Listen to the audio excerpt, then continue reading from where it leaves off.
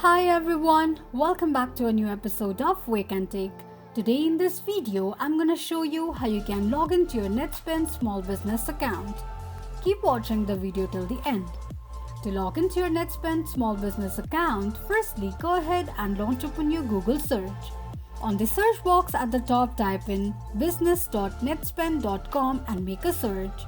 You will end up on the login page of Netspend Small Business account. Now to log into your account, enter your username and password associated with your Netspend Small Business account and tap on login.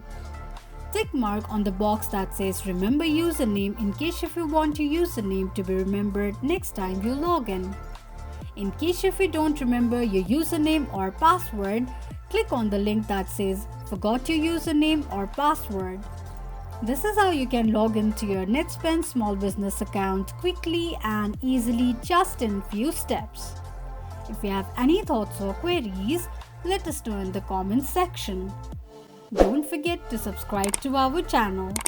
Also press the notification bell icon so that YouTube will notify you whenever we post a new video. I hope this video was helpful to you. Thank you so much for watching.